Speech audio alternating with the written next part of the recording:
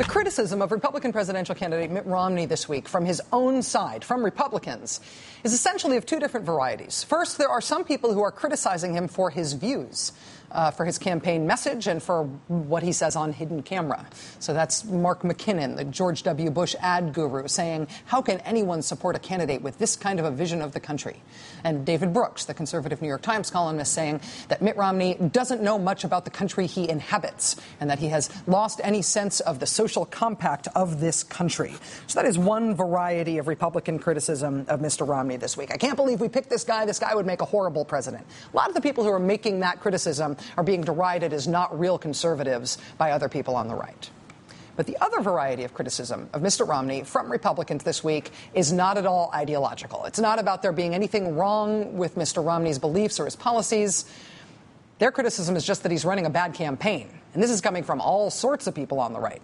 So when the campaign released more of Mr. Romney's tax information today, Alex Castellanos, who's a former Romney advisor, said, quote, "At first I thought this was an April Fool's joke. I just can't imagine why they would do this. There are 40 days left, and you have now made more of them about Mitt's taxes."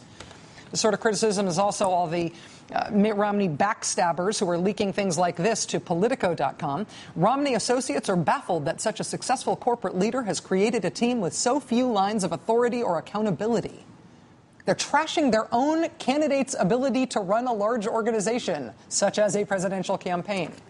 The criticism of how Mr. Romney is campaigning and why he's losing is also focused a lot this week on the schedule, on the fact that he's not campaigning very much.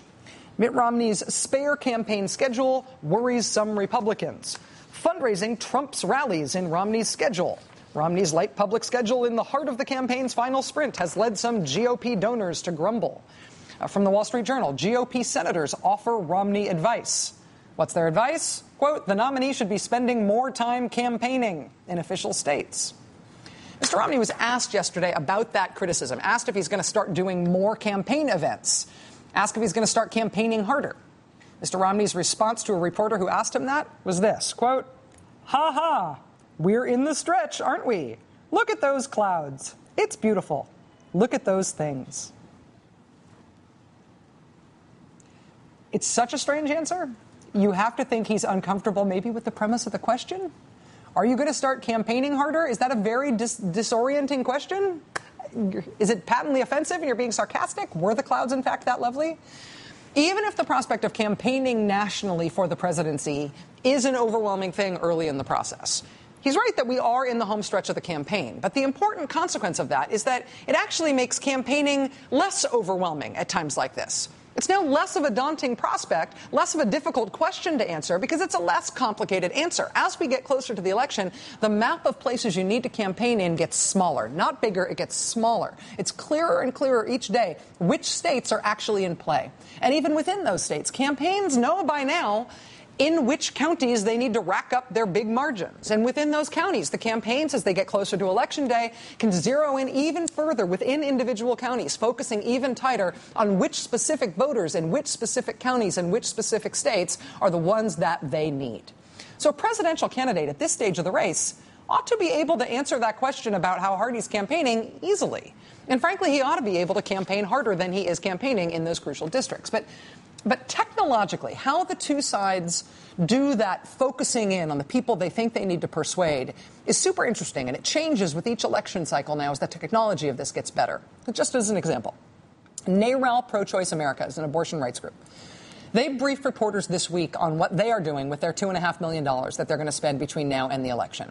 NARAL narrowed the country from 50 states down to 9 battleground states. And within those states, they picked out 25 counties. And within those 25 specific counties, they have identified to the person 338,020 specific women who they believe they need to persuade. These are women who voted for President Obama in 2008 and who are pro-choice, but who NARAL believes, based on their polling model analysis, NARAL believes they are likely to either vote against President Obama this time around or more likely to just not vote at all. NARAL, of course, has a very specific message about this election and their endorsed candidate that is targeted to those specific women. And they're going to use direct mailers and live phone calls and targeted advertising and more phone calls to try to move them. 338,020 of them, and they know exactly who they are. Here's another case. Everybody knows that if you have to pick one swing state to win, you would pick Florida, right? Of all the swing states, Florida has the largest number of electoral votes. And the polls are tight right now in Florida. But knowing it's important and knowing you want to win Florida is only about step 1.5 in a 20-step process of what it takes to win there. I mean, who exactly do you have to turn out? Who exactly do you have to target? And it's empirical questions that have empirical answers. It's all in the numbers. Look at the Florida polls. Look at this pattern. This is age groups, okay? Look at the pattern. As the age groups get older, President Obama does worse. He does great with younger people, but he's actually losing among older people in Florida. This is the latest NBC Wall Street Journal Marist poll out of Florida. If you look at the latest numbers from Florida in Survey USA, same pattern, see? Same story. As voters get older, Obama does worse. Obama is winning overall in each of these polls, but his support is totally dependent on specific age groups. You see the same thing again, the exact same pattern in the data from Fox News' latest polling. Yes, Fox News. President Obama's support is high among younger voters, but it drops off, and Mr. Romney is winning with older voters. And so if you are a political technician and you're trying to win the state of Florida for your candidate, this polling pattern is not just an interesting fact about how this state is likely to vote. What you are looking at right there is actionable intelligence. What political messaging is going to be most effective for winning this state, given these age-specific numbers? And again, you do not have to guess. It's an empirical question with an empirical answer. It is in the numbers. Look, from that same Fox News poll, look at this question. Regardless of how you might vote, which presidential candidate do you trust to do a better job on protecting Medicare? Look at the margin there. President Obama winning that question in Florida by a 13-point margin.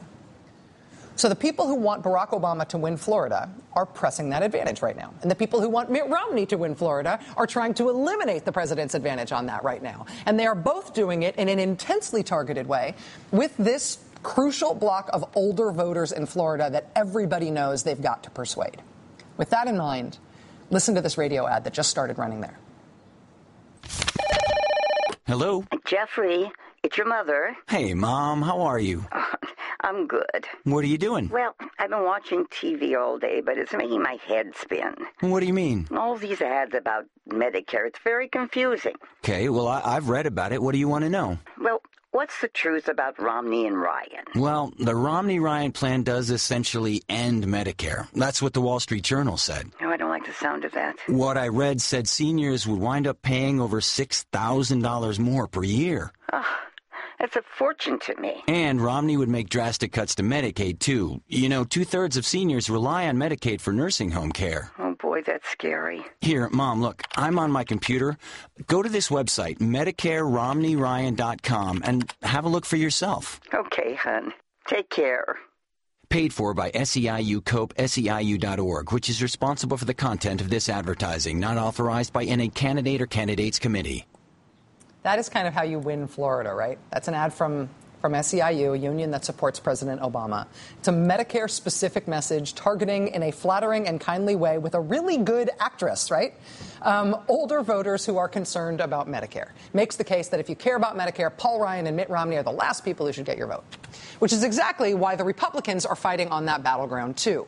As SEIU launched that radio ad in Florida, the Romney campaign launched this TV ad for the same state. Mitt Romney and Paul Ryan get it. Medicare's going broke. That's not politics, it's math. Anyone who wants to leave Medicare like it is for letting it go bankrupt. My mother's 81 and depends on Medicare. We can save Medicare without changing hers, but only if younger Americans accept that our Medicare will be different than our parents when we retire in 30 years. But after all they did for us, isn't that the least we can do? I'm Mitt Romney, and I approved this message. You see the problem with the message there? The Romney-Ryan message in their official campaign ad there is, we need to drastically change Medicare. Might be okay for people who are using it now. Also, I have a mother. But I want to throw the word bankrupt out there. And I want to tell you that if you like Medicare, well, we've got some serious changes in mind for it. The Democratic message is the Republicans want to make serious changes to Medicare.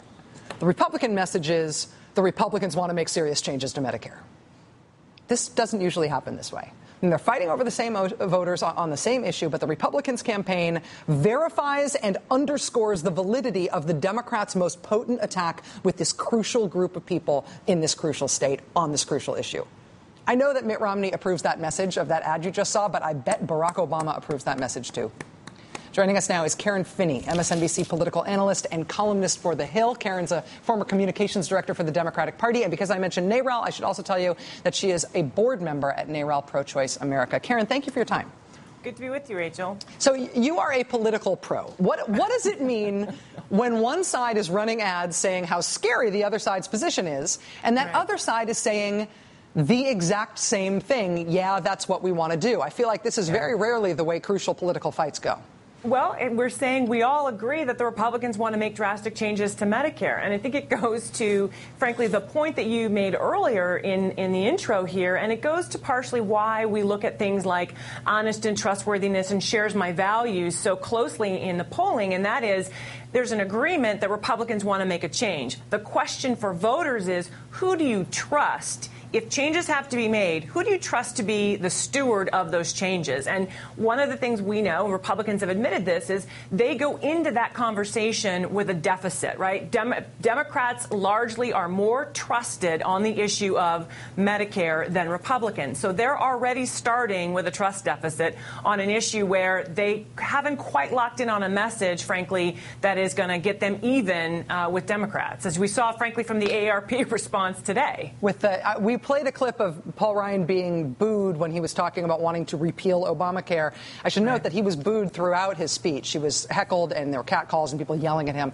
throughout this very long speech that he did. You know, Karen, I once asked Nancy Pelosi in an interview at a live event, I said, when George W. Bush came back after the 2004 election, he'd been reelected, and he said the thing he wanted to spend his political capital on was privatizing Social Security. Right. How did you beat that?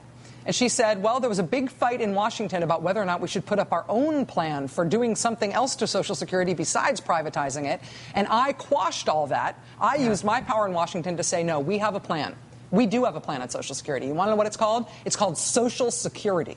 That's right. I mean, she felt that playing pure defense on that, no, we need to protect this thing that Americans know and love, was the way that President Bush not only lost that fight, but I think it really scuttled a lot of his. It was a part of the economic reason his second term was scuttled. Do you think that Democrats have something to learn from on that here? Well, I mean, I remember the meetings around that very, very well. And again, part of the calculation there is the majority of Americans do not trust Republicans on this issue. So, I mean, President Bush really put himself out there, and then he didn't, frankly, have an answer that assuaged people's concerns. And that's the biggest problem. When you talk about the Romney-Ryan plan, there's so many gaps that people hear in terms of how will this actually work, and that they don't have answers for, which is another pattern with them, obviously, that's part of why they're not able to win on that. And again, I think part of what Democrats are saying is, here are the changes. Here's what we know about the changes that they want to make and the implications of those changes. Romney and Ryan don't have an answer for that, so that's what hangs in people's minds when they're listening to this debate. Karen, I have one last question for you, just sort of on the technical side of this. I was really marinating in all this quantitative data, trying to figure out how they target these specific voters. And I noticed that, so Mitt Romney is leading in almost no swing state polls, but Nate Silver at the New York Times is pointing out that the polls where Mr. Romney is leading in the swing states are almost invariably polls that stand out because of their methodology. He's leading in polls that use the old methodology of just calling landline phones only and ignoring all cell phones. He leads in those polls, and he loses in polls that do include cell phones and other sort of more modern techniques of polling. What, as a former DNC spokesperson, what do you think that means? So here's what I think is going on there, just when you look at polling at those techniques. We know that when we're talking about generally people who are using landlines, those tend to be what I would consider sort of more traditional Republican voters. They're likely to be a little bit older. Again, this tracks with exactly what you were saying in the intro. Those are voters that are likely to be a little bit older. Voters for whom the cell phone is their primary way that you would contact them. They tend to be more transient. They tend to be younger. They tend to be more diverse. So not surprising that that's how you're seeing the numbers.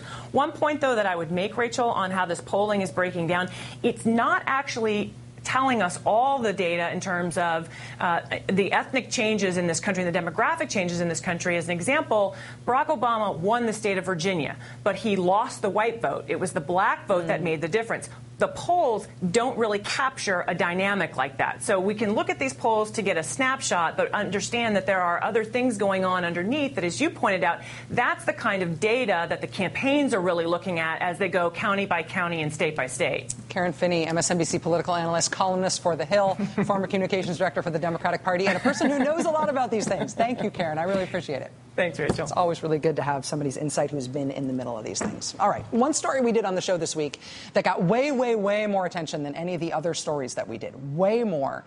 Will surprise you when I tell you what it is. The surprising public reaction to something we did here and an important follow-up on that story that's coming up.